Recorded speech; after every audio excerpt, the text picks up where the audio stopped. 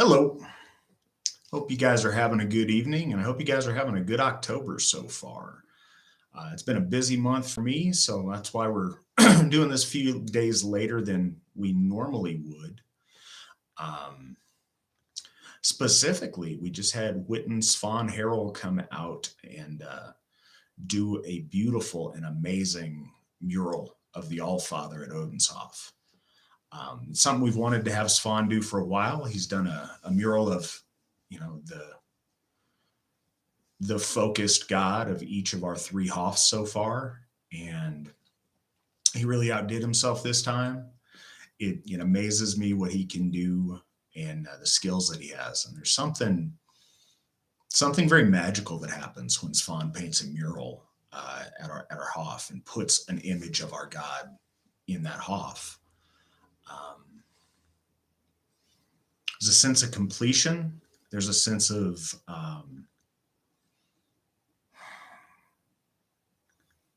manifesting that God's presence in that building, in that space, in a way like no other. So we are very, very thankful.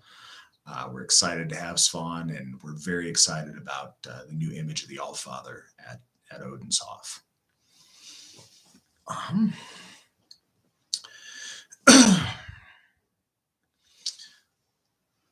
Looks like we got a lot of folks in the chat over in the side joining us so far. That's great. Thank you for everybody that has taken the time this evening.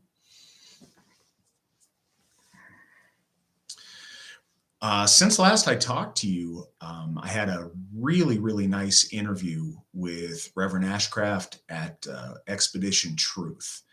And if you guys haven't checked that out, please stop by our YouTube and take a look. It was the second time he's had me on his program, and both times they've been amazing. They've been great hosts.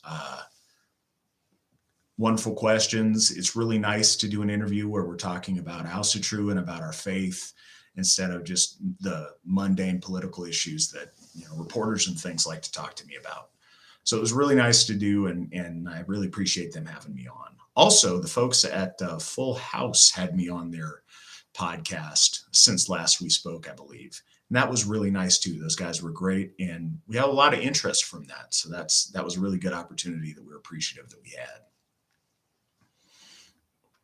And like I say, both of those are on our YouTube channel.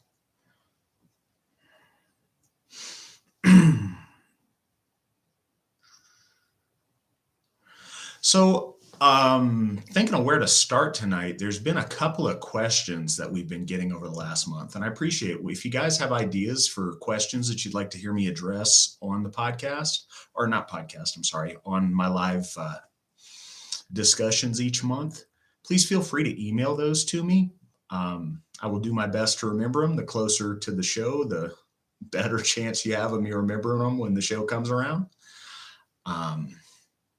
But we have a couple that are interesting. First, we're very proud of our food charities that we do at each of our Hoffs. We've had a lot of questions about those lately. One of the big questions was, where does that food come from? How do we get the food? Where does money and supply come for the food that we're able to give out? And that's a little bit different in each of the cases, but that's all donated food that various businesses and I think it all comes from various businesses. But like out in California, for example, there's an interfaith food distribution place that is kind of a warehouse that services different houses of worship that want to do food charity. And they've been great working with us. They're very happy to work with us. Odenshoff is in an area that's not very well served by the current food charities. So we're able to really make an impact in that community and really help the folks out. But like I say, in Thorshoff and Baldershoff, those come from different local grocery businesses, and people have been really generous, businesses in the community helping us out with donating that food. But that is all donated by these businesses, and we certainly appreciate them working with us and helping us to make sure that hungry folks get to eat.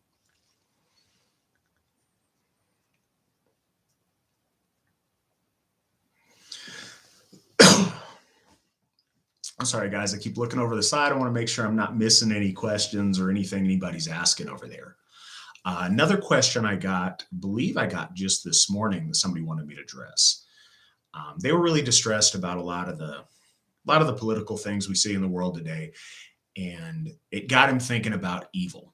And he wanted me to speak a little bit about the concept of evil within Ausatru and what evil means to us. And I think there is a misunderstanding out there that Ausatru doesn't have a concept of evil because we tend to not frame things in terms of good and evil in the same way that some other faiths do. In Ausatru, we very often frame it in terms of order and chaos and that duality. I would say that succinctly, evil is the intentional destruction of the right order or the order that's been ordained by our gods. When forces of chaos and people who are beholden to that lifestyle and that ideology deliberately do things to hurt the structure and order of how the world should be, of how, politics should be, of how the family should be, of how these institutions should be, the people that are intentionally trying to destroy those and bring those down, that's kind of our definition of evil. And we also, along with order and chaos, we have a duality between honor and dishonor, and acting nobly and acting ignobly. And if you habitually act ignobly or without honor, I think that borders on the evil as well. So much of what we do is based on trust and relationships. And when you're a person who is defined by the breaking of trust or destroying of relationships by not honoring your word, by not honoring commitments, then that also is certainly in the realm of evil if that's, your defining characteristic. But I think that's our best concept of evil, is those that are intentionally out to destroy and to break down good things and things ordered the way that they should be.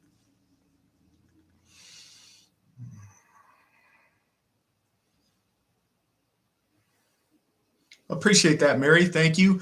I kind of like to do this sometimes. I like to grow my beard from equinox to equinox.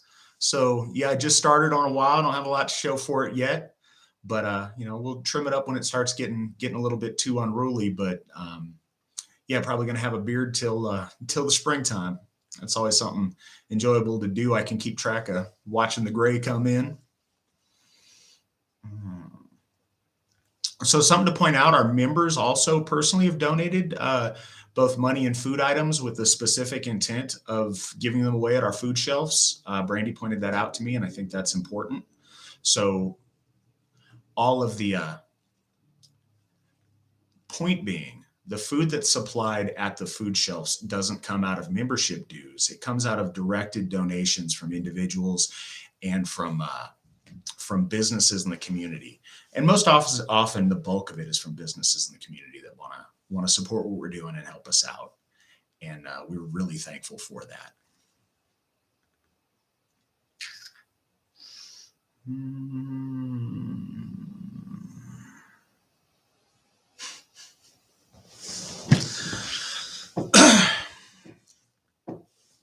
All right, hope you guys all hear that on the side. Mary admonishes men folk out there, you're supposed to have beards. So that's the voice of one of our ladies on it, guys. Another question that comes up. And this one, I don't like our answer to it, but it's honest and we do value truth. We have a lot of people all around us, I think it's no secret, that are very concerned about the COVID vaccinations and the mandates where businesses and other things are forcing people to take those in order to stay employed. A lot of people have asked us if we can provide a religious exemption to prevent them from having to get the vaccine. Unfortunately, I have to say no, that we don't provide that. It's been a concern of mine as well. I want you to know I haven't taken the vaccine. I have no intention of taking the vaccine. I don't have a great deal of faith in it personally. I don't necessarily buy into all the conspiracies on it, but I also don't believe that it's particularly effective. And I'd rather not risk whatever's in store. And the other thing is, I really don't like how it's being forced on everybody. But that said, I've talked to our law speaker about it, and choosing when to use religious exemptions is really important to maintain the legitimacy of our church and of what we do. And we can't just throw those out willy-nilly. Talking to him, in order to have a legitimate religious exemption for it, we'd have to be anti-vax generally. And though some of our members may be, the AFA and ALSATRU as a whole, we have no anti-vax stance. Most of us who have an issue with this particular vaccine against this particular pandemic, under this particular governmental medical regime. And in that circumstance, we can't pick and choose religious exemption on this vaccine, but not on that vaccine. So unfortunately, I'd like one for myself also, but we're not able to do that and maintain the integrity of any exemptions that we do offer by offering them out in a case that's not legitimate, that we can't stand by. So that's that. I know it's not what a lot of folks want to hear, but it is the honest stance, and I know a lot of people have questions about that.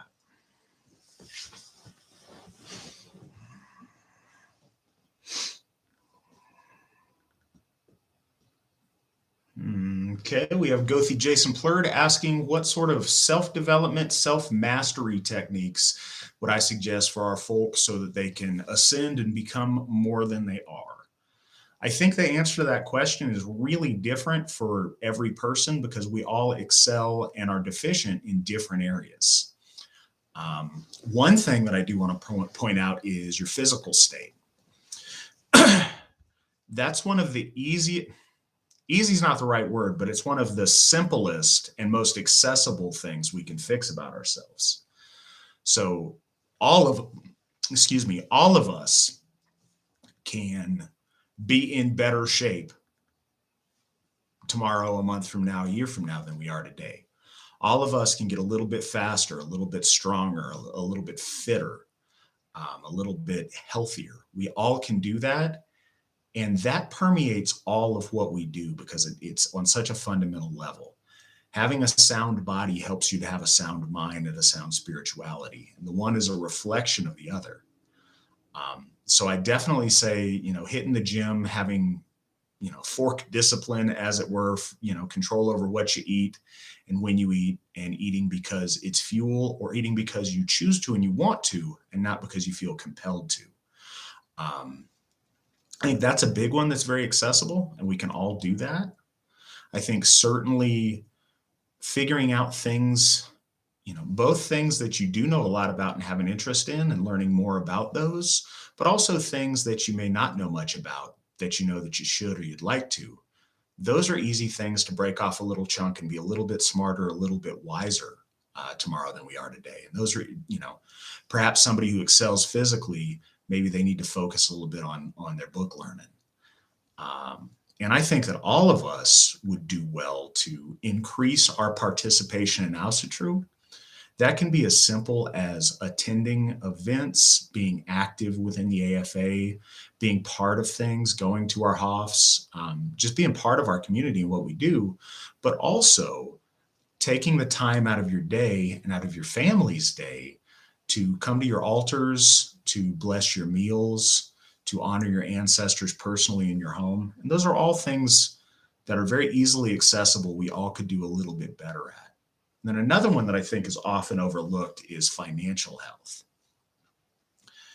Our people could always find ways to be more financially solvent, to chip away a little bit here and there at their debt, to, learn a skill or be involved in something that's going to put them and themselves in or themselves and their families in a better financial position. And I think that's something that our people tend to overlook a lot and seems harder to tackle. But I think it's a very important thing. That's what I got on that. Um, hmm.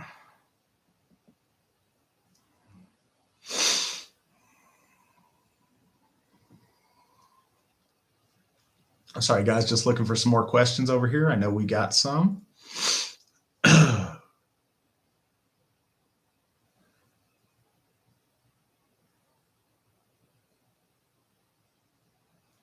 All right. So Brandy asks about this month's Day of Remembrance. On the 9th of every month, we celebrate an Ausatru hero.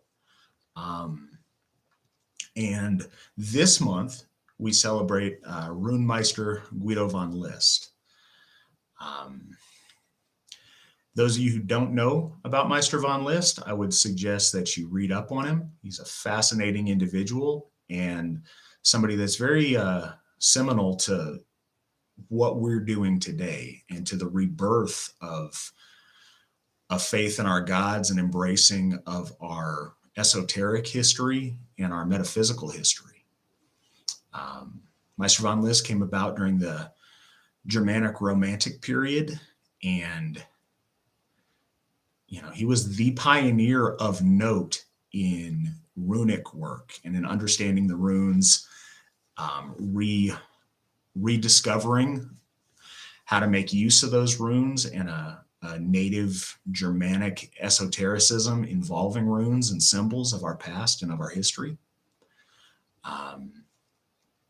He was blessed by the All-Father with the Armanin runes, which were granted to him when he had a vision, when he was blinded from a surgery.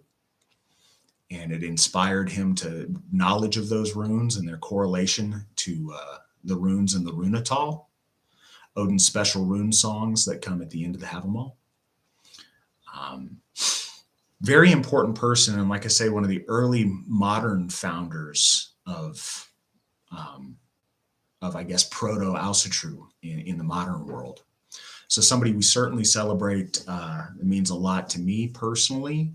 And ways that you can do this with your family. What I suggest, first, talk about it. Learn about our heroes as a family. Husband and wife may have never heard of these people as well, but certainly get your kids involved. Teach your kids who these people are. Have their names be familiar around your house. I suggest every month it's a nice time to have a special dinner in honor of these people. It's a good excuse to get together and do something Ausatru is to celebrate these people with a dinner. I'm going to have a dinner at my home this Saturday that I'm excited about in honor of Meister von List. And we are going to have a crazy sounding but delicious dish that's, forget the word, it's a Dutch word for sauerkraut and bananas. It's like a shepherd's pie, but it's delicious. Trust me, you got to try it. I'm going to make some chai white Russians and some cream cheese swirl pumpkin bread. And it's going to be delicious, and we'll see what everybody else brings. But this is a good excuse to have people over and to share a meal and to raise a horn. And those are simple stuff you can do as a family that's very accessible to any AFA member. But the more we do that, the more we honor, the more we celebrate, the more we posthumously raise these people's fame beyond the veil. And I have to believe they look on and appreciate, so many years after they've passed, many of them, that we're still celebrating them and doing them honor.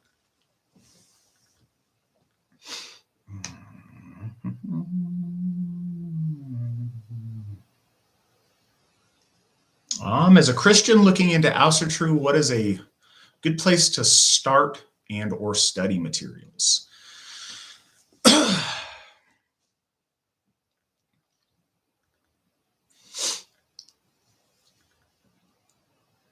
As far as study materials go, certainly a good primer on Ausatru and just why we do what we do and how we got here is Stephen McNallen, our founder's book, Ausatru, A Native European Spirituality. I think that will help a lot with you get kind of a basic understanding of modern Ausatru and why and how. Um, Certainly, I think that after that, you want to read The Culture of the Teutons by Wilhelm Grunbeck, and you'd like to read the Prose Edda and the Poetic Edda. And I think that as a Christian, you need to go into it under the understanding that it's not like a Bible. Every word of our myths are not divinely inspired by our gods. They are not meant to be literal truth. They're meant to explain truth to us in a way that our ancestors understood and made a picture that they were able to wrap their minds around and to ponder on. So there's so much truth in them, but don't read them as if they're literal truths, because that's not how myth is intended. So I think that's important to reflect on those stories. What I think is more immediately important to somebody that wants to check it out is to see what Asatru does, how it's practiced.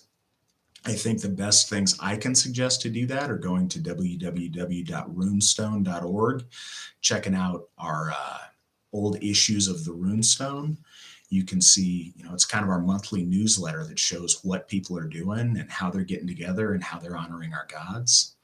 Also looking at our YouTube videos, not just me yapping on here, but we have, after each of our major national events, we've been doing these like video slideshows of what goes on there. And I think watching those and seeing what it's really like will give you a lot of context to look at our high mythology and familiarize yourself with. So that's what I would suggest is a good place to start. As far as worship goes, coming from a Christian background, one thing that's always a really good entry into practicing Asatru, fundamentally Asatru is ancestor worship.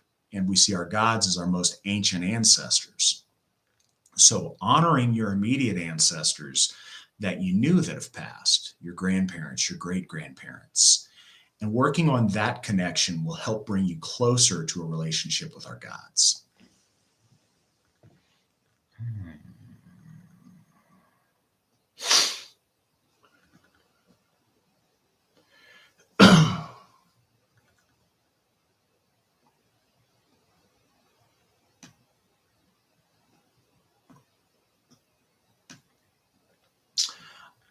Daughter of the West, that is a really good idea. As far as stuff people can do for personal advancement, she advised over in the side over there to always sit down and have a look at yourself and figure out the one thing or a thing that is holding you back or preventing you from having what you want. One thing that I learned out of the 9 Doors of Midgard, which is a foundational document for the Rune Guild, but whether you want to be involved in that or not, it's got a really good techniques in it. One of the ones that really stuck with me was they want you to sit down over the course of a few nights and be brutally honest with yourself. Make a list of your strengths, make a list of your weaknesses. Don't show them to anybody else, and just be scathingly honest and be unashamed and unabashed of singing your praises, but be brutal on the things that you know you need to fix about yourself. Keep that list and consult it. I'd say consult that list, every month and see if you can take things off the bad list or add things to the good list. That really put a lot of stuff in perspective for me. And it's something I find myself still going back to that list that I made so many years ago and seeing how I'm developing on that and where I'm coming and if I'm making the progress that I want. So I'd advise folks to do that. That's a really good idea that I learned. And you spurred that on the side, Daughter of the West. Thank you.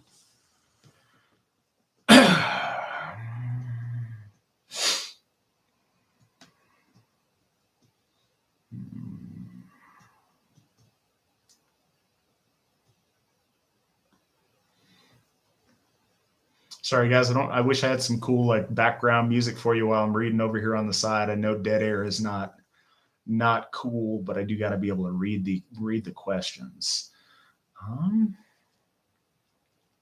Okay, one of our folk builders, Cody Raynard, asks if I could explain about the blessings of the meals and what is said to bless the meal. So different people do it different ways. Meal blessing it's saying grace before a meal. It's, we could act like it's something special or different, but I think that any reverent people when they get sustenance, offer thanks to their deities that they believe in. Certainly, our ancestors would do that. They would very often do it with a sign of a hammer, either with a ritual hammer or in in a modern context. I believe this was started in the late 1970s or the early 1980s, and I think it was innovated by Edward Thorson, Dr. Stephen Flowers, Edward Thorson being his pen name. And he'll make the sign of the hammer. And what we like to do, what Steve McNowan has always done, and I kind of start my blessings as, is in the sign of the hammer in the holy names of Odin, Balder, Frey, and Thor. May this food be blessed. May these folk that share this food be blessed. And then if we're in one of our hofs, I ask that that sacred place be blessed. Oftentimes, if we're doing it on a specific occasion, I'll say a word about the occasion. And that's it. It can be that simple. And at the end, hail the gods, or hail whichever god you're thanking. The point is to take a moment of reverence with you and your family or whoever's sharing your meal with you, to acknowledge your blessings, to acknowledge all the good things that you have, and to give thanks to our gods for being there for you, for their support and for their blessings. Our gods tend to help us in a lot of ways that are so subtle that sometimes we don't stop and give thanks. And being pious and reverent enough to take a moment to acknowledge that and give thanks really helps center your life and focus you on spirituality rather than on the mundane. And fundamentally in our faith, sharing food with one another is one of our most ancient and our most special rituals. We do that at every AFA event. You do that every day with your family. Sharing food around your table with one another is a sacred act in and of itself. And starting it by a meal blessing puts that in a sacred context.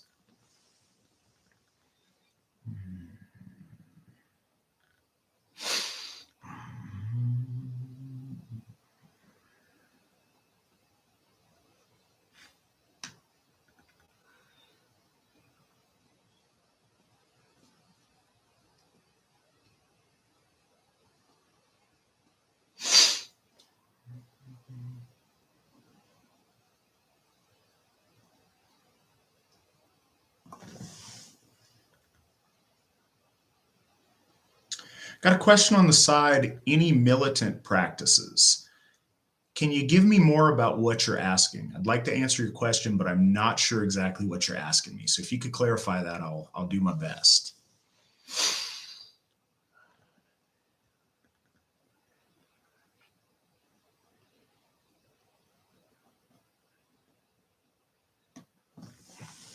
Okay, one of our folk builders, Tim Dumas, is asking if there's anything I want to say to the folk that are considering joining the AFA but are hesitant. Yeah, come on home. Don't be hesitant. Give it a shot. Sometimes you've got to take a leap of faith and dive in. I appreciate if you're spending your time on the back end, thinking about it and contemplating whether it's really something for you. But fundamentally, if you read our Declaration of Purpose, and you read our Statement of Ethics, and you agree with those things, give it a try. Come on home, be part of what we're doing. And I think you'll be very happy with it once you do. If you want to really see who the AFA is and what the AFA is about, I'd suggest looking at our event slideshows on YouTube. Yes, I plug those a lot, but I make them myself, and I'm really excited and proud of them every time I get home from an event. And you'll see our folk, what we look like, what we do. You'll see smiling faces and hugs and children and reverence and beauty and all the things that are such a special part of the things we do. And I think that that's a really good representation of who we are and what we do. So I'd suggest you do that and, just give it a shot and see what happens. But, we'd love to have you when you're ready. And I would encourage you to take a leap of faith, and you'd be surprised how well rewarded you are for it.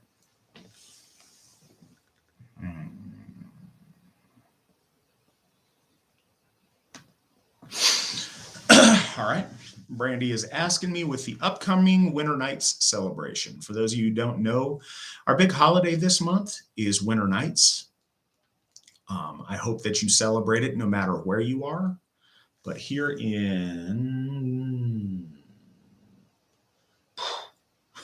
it's getting close. Here in about a week and a half, our big Winter Nights gathering in the Poconos is going on. This will be the 10th year we do that, and that's a really special event. So Brandy asks how we celebrate our DCER and why. For those of you who don't know, DCER translates into a form of priestess, and it's a priestess that looks after something. Because Freya served that function for the Vanir, she was known as the Vanadis. But for our families, the women that preserve our kin group, that preserve our families, that look on and take care of their loved ones after death, those are our DCER. Those are your personal DCER.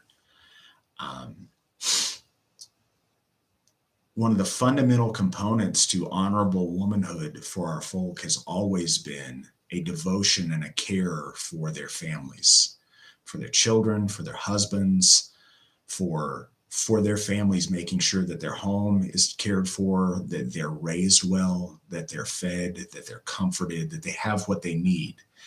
And we are under a sincere belief that they do that after they pass beyond the veil as well. The great and celebrated women of your line look on from beyond and care for you still. In the fall and the winter, we believe we enter a time period where it's a liminal space where the veil between the worlds is thinnest. When things slow down and the air gets thin and things contract, we're more aware, we're closer to the spirit world. We're closer to the world beyond. Our ears and our minds and our hearts are opened to those who've passed on. And we're much more receptive, and we find it's easier at that time of year to interact and to communicate both ways between us and our past loved ones, and between our past loved ones and us. And the DCER are a huge part of that. So we do desubloat at Winter Nights, and we speak to our ancestral mothers, and we interact with them in a very tangible way. I'll say that, and I mentioned this on the Full House interview I did, but the most powerful ritual I've ever been a part of was a DCER bloat. It was officiated by Agithia at the time, Patricia Hall. And the smell, the feel, the tangible presence of my grandmother in that ritual was beyond words that I could describe. And I think that's because our DCER, especially ones that maybe we've known in life that have passed, that connection is so strong. The further back you go, and if you go all the way back to our gods, they have millions of folk to care for. But your grandma only has a few grandchildren. And that connection is so much more powerful and more visceral than some of these other connections we have often. So take time to honor your female ancestors this Winter Nights, and to thank them and to welcome them into your heart and your home.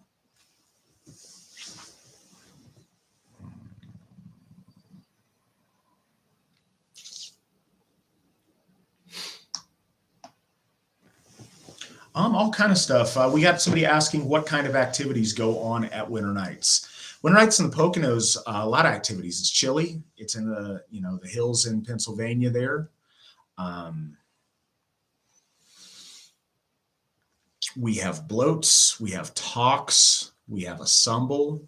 We're going to be oathing in some members of leadership in different capacities. We're going to share meals together. There's activities set up for the kids. I know kids are bringing costumes, and they've got a kind of Halloween-y thing they're going to be doing. Um, it's a really, really great time with your folks at a really beautiful camp. We've done it at the same camp every year now for 10 years. It's a really special place. It's where I met my wife, Mandy. Um, a lot of really good memories for us there. So I hope that you come out, and I'm looking forward to seeing you there.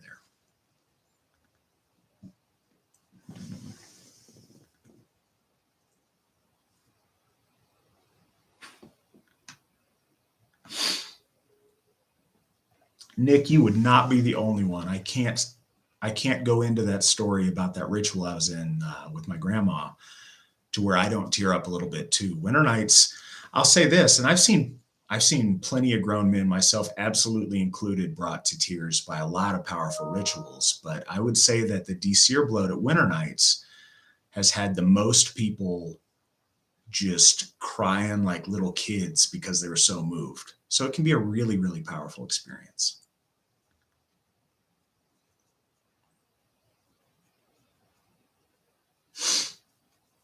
If you are coming to winter nights, please bring warm things, warm sleeping bags, warm stuff. The cabins are not heated. It's a beautiful camp. It's a lovely camp. It's a wonderful time, but do make sure you bring stuff to stay warm. What else do we have tonight? What else would you guys like to speak about? Figured I could update you guys a little bit on big thing we've been focusing a lot of attention on is getting our fourth Hof, Njordshof. You all have been extremely generous in donating to and trying to support that effort, and I want to thank you guys so much. We're moving forward on it. It's always kind of a process when we get to this stage, but it's a good place to be in. Um, we're kind of working on a deal right now. We have a proposal going out to a financial backer tomorrow, and hopefully that all goes very well. But we're in a very good situation and can't promise anything, but we're making efforts that if they pay off the way that we would like to, we could see ourselves getting that Hof very, very soon. And I'm looking forward to that day. If not, we'll keep moving forward. We'll keep moving on to the next thing, and we will get one relatively soon regardless. But we've got a really, really nice prospect right now that we may have one very soon. So I thank you guys so much for contributing to that and helping move that forward. It's the only way we can do things like that. And like I say, you guys have been very generous. Thank you so much.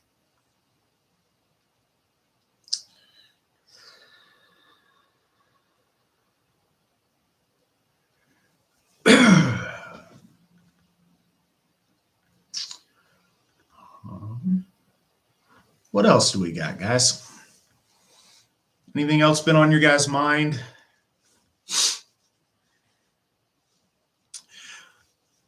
One thing that's okay.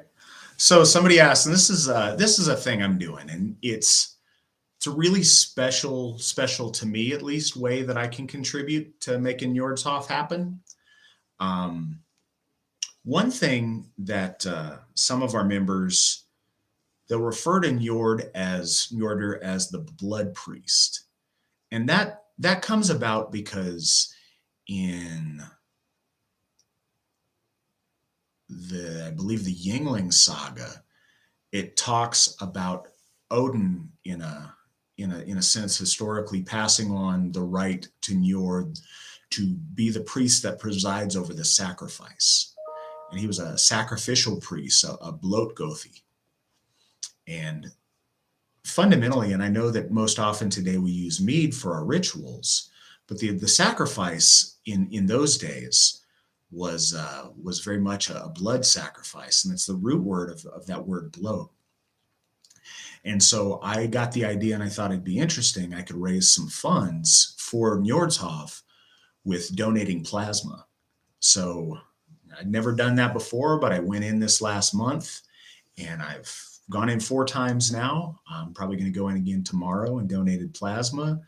I'm shocked at how well they pay for a little bit of time there. The plasma goes towards helping people who need plasma for medical treatments and for research purposes and other things. And Every time I've gone in, I've raised at least $100 for New York's Hoff from it. So it's a special way that I feel like I'm able to make that sacrifice to help make the Hoff happen. I mean, it's a little bit different than stuff we do normally. I certainly don't want to push anybody to do it, but it's something that me and some of our other guys down in Florida are doing as kind of a pact between us. And if you'd like to be involved, reach out to Lane Ashby, our folk builder down in Florida, lashby@runestone.org, or you can find him over here on the side, and he can tell you a little bit more about that if that's interesting to you. But yeah, it's kind of outside the box, but it feels very special and very spiritual to me for a way for me to contribute.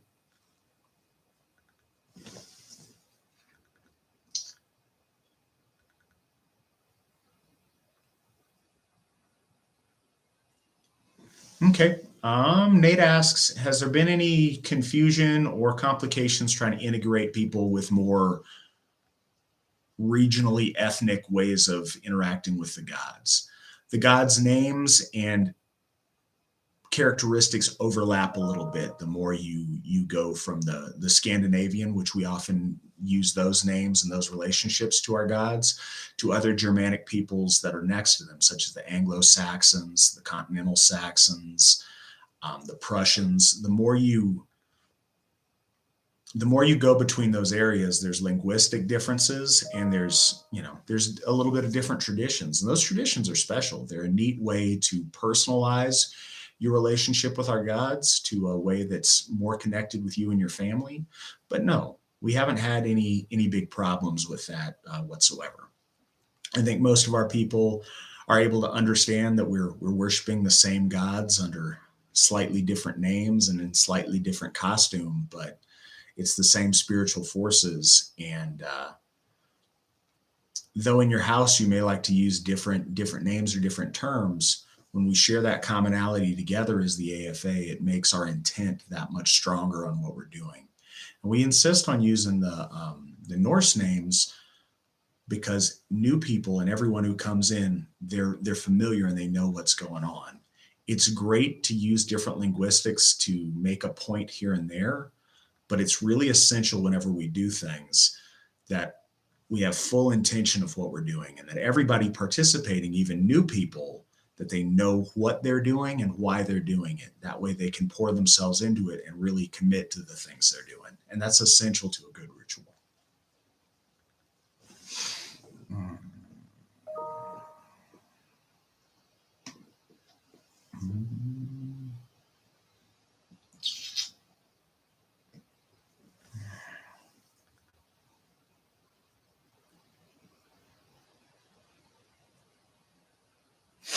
Austin, I appreciate you making that statement, and I don't question it. But I would like to say I think there's probably a lot of people that would say that they would die to fight for the advancement of our people on the battlefield. And I think that it's a whole different story when people are actually facing that. But it would be really nice if everyone had that level of devotion and commitment to our folk and to our gods.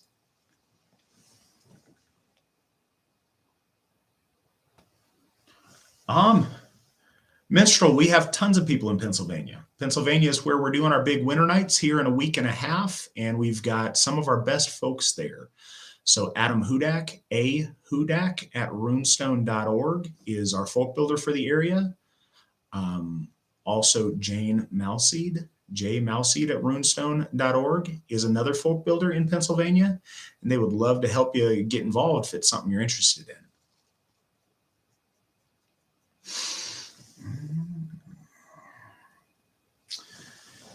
Minstrel, we do not have a Hoff in Pennsylvania yet.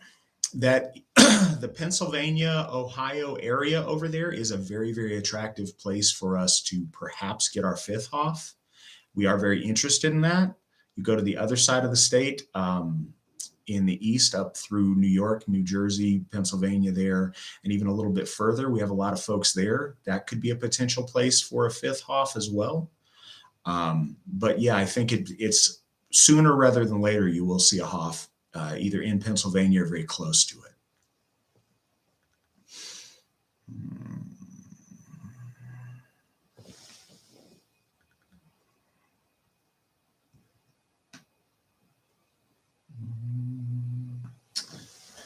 It's okay, Joel. I'm not going to run out of plasma. I keep renewing my vital forces. They let you do it twice a week, and you have to be at least a day between those two, and only 2 times a week. But so far, so good, and feel like I'm helping out, and I feel like I'm able to donate in a special way to help make it happen.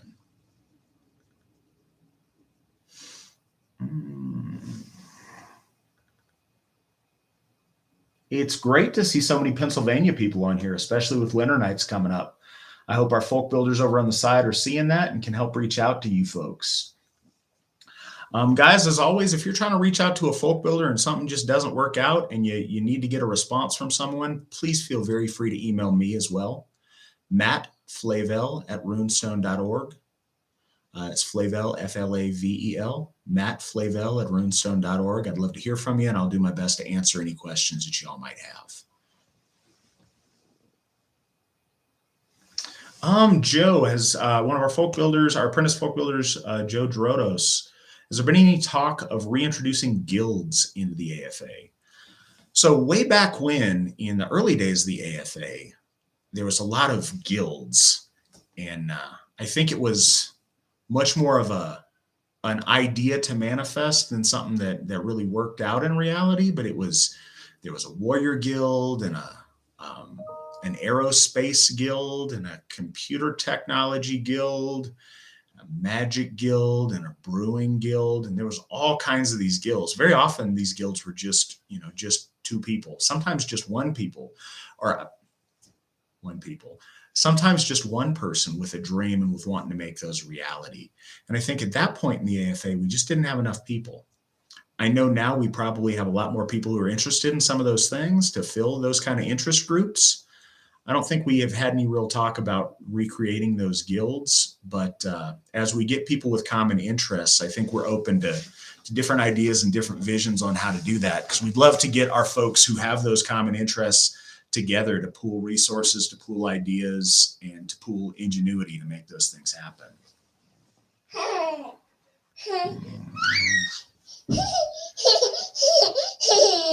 Aubrey did not get a hold of the keyboard. But here she is. Special guest. Those of you who don't know, this is my beautiful baby girl, Aubrey. She is just about 18 months old now. She is absolutely amazing. I am a very, very blessed man and a very, very proud daddy. And she's being good right now. I think she's going to go to bed here after a while, but she had a really long nap today, so she may be up for a little bit. But I appreciate you bringing her up to join us.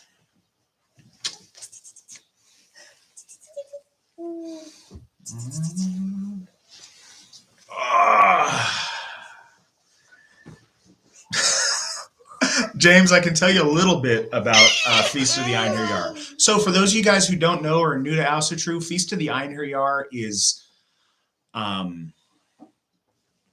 okay. So in our belief, there's the idea that chosen fallen warriors, because of the nature of their sacrifice and the nature of their warrior prowess and I guess ability to risk that of themselves on the battlefield, after death they ascend and get to feast in Odin's Hall in Valhalla, and they're known as the Einherjar. So our Feast of the Einherjar was decided to be celebrated on November 11th. I'm not sure exactly what weekend. We'd have to look on the side. Anybody who has that information, if you could post it on the side for me, of when our Missouri Feast of the Einherjar is going to be. We've got a couple of great people hosting that and starting to run that. One of those guys is Nathan Erlinson, and he's the guy to reach out to. So hopefully some people will help me out, and some of my guys will post it on the side. But yeah, it's our Veterans Day celebration. And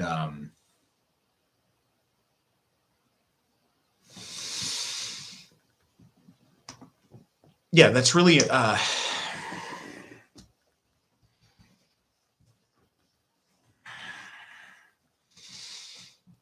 Trying to think of the best way to describe how that event's going down. Um, it's going to be new this year. We haven't really done that as a national event yet on that kind of a scale. Uh, any of our members are certainly welcome and invited to attend that, but many of our members on that are going to be there, it's going to be very special for our veterans. Um, some of our Gothar who've seen combat and who are veterans themselves are going to be there to speak and do ritual. Um, I'm going to be there to honor those who've served. It's going to be a lot of good things there. Like I say, there's plenty for you if that's not a path you've walked in life. I've never been in the military myself, but it is something that in Austertrue, we want to celebrate our warriors and celebrate our veterans. And it's a very close thing to a lot of people's hearts. So it's going to be really, all of our events are great. All of our events are very heartfelt. This one, there's some brave and amazing people that are putting a lot of their self and a lot of their heart into making this special. So it's going to be a really good event if you can go to it.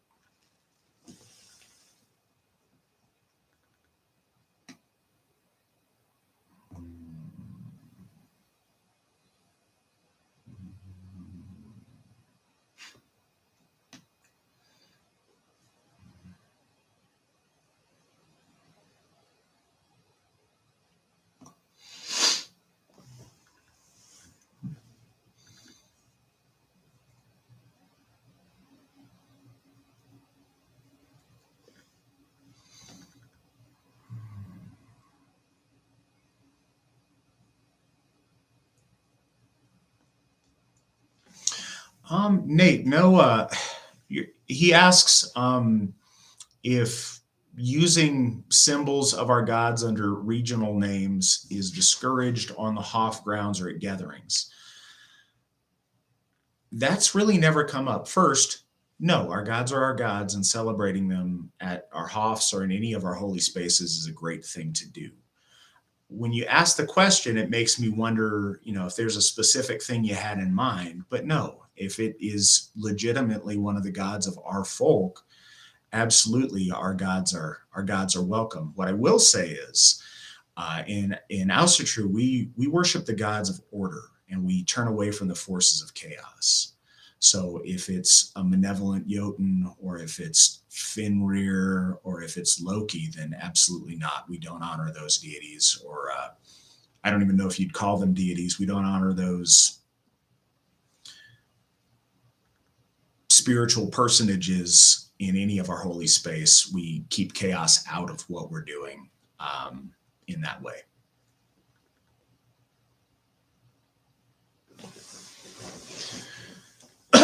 Tenth noble virtue, Cody's asking. In the AFA, we like to talk about the 10th noble virtue, and that is victory. And a lot of people don't initially conceptualize victory as a virtue, but it very much is. To our ancestors, a person's luck, a person's ability to win, to accomplish, and to do was vitally important, and it was a reflection of their spiritual gravitas and on their value as a person. It's very easy to talk a big game. It's very easy to believe stuff. It's much harder to do stuff. We are known by our deeds in Austertrue. We're known by our accomplishments. And so going out and winning victory is fundamental to our virtues. And it's meant by what a virtuous man was to our ancestors. Certainly winning and achieving victory and conquering and making things happen is at the very root of the word virtue. The Latin root of virtue means, manliness. And that was what was thought of being a good man, was a man who's capable of accomplishing and of doing.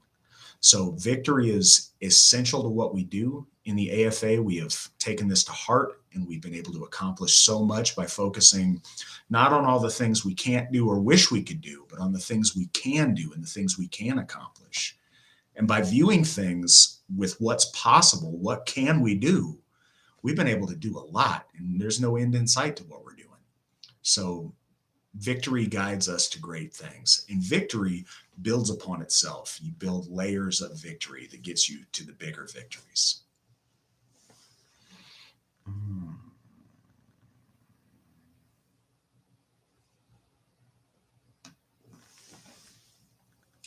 So as long as you are worshiping Aryan gods, the gods of our folk, I think that's completely appropriate. I think that you mentioned a Celtic deity. The Celts and the Germanics are the same people. The defining characteristics are overlapped very, very often. They're overlapped. Our founder, Steve McNallen, wrote a really good article about the Germans and the Celts. And I'm trying to think, I know that it's available in our library on our website, but it'd be worth looking into. And it talks about a lot of those similarities. But yes, the Celtic conception of our gods is absolutely welcome, because those are the same divinities. They go back to the same root and the same spiritual source of our folk.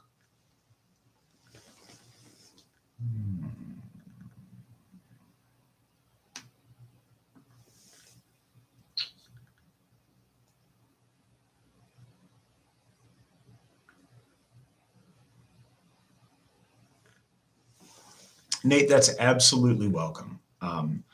Another Frisian goddess that I did a paper on in my when I was going through my ordination process was Freya Gabi. There's tons of local deities to our folk, and honoring those in AFA Hofs or at an AFA event is absolutely acceptable.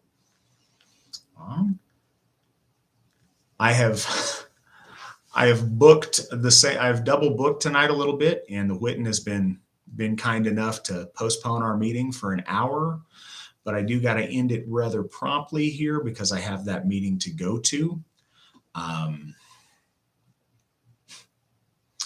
Had really good questions tonight. I'm glad everybody has joined us. If there's any last minute questions, please go ahead and get those in the next few minutes, and I will answer them to the best of my ability.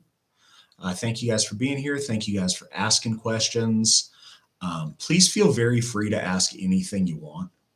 I know that often a question, may seem impolite or whatever, but please feel free to ask me anything you want. And if you don't want to ask it publicly, you can always email me, mattflavel@runestone.org, and I will do my best to get you an answer on it. But I do want you guys to know that my door is always open, and I love to hear from you guys. And if, like I say, if you have questions or concerns, please let me know. Just because I don't necessarily do what you want on acting on them doesn't mean I don't care, and it doesn't mean I don't want to listen. I absolutely care. Look forward to these every single month. I am excited that you guys are showing up. And let's see, I think we got a couple of last things here. Is the AFA involved in community outreach? Yes. How to do that, I think, is a interesting question, I suppose. AFA is involved in community outreach. We try not to shove ourselves down people's throats or to be obnoxious. We don't have a door-to-door ministry like the Jehovah's Witnesses or the Mormons. But we do, specifically in the communities where we have our Hofs, try to interact with those communities and build a good name for ourselves as good neighbors in those communities. We also do that in a number of different ways, with beach cleanups, with adopt a highway cleanups, and with groups of AFA, kindreds of the AFA and other groups of AFA members participating in charities and other things in their community to build a good name for us and to build our reputation as good neighbors. So we certainly do that. All right, guys. Well, I have got to go to my Witten meeting. Like I said, I appreciate you guys all being here tonight. We've got exciting things this month, and I look forward to talking to you guys in November, if not sooner. Hail the gods, hail the folk, hail the AFA.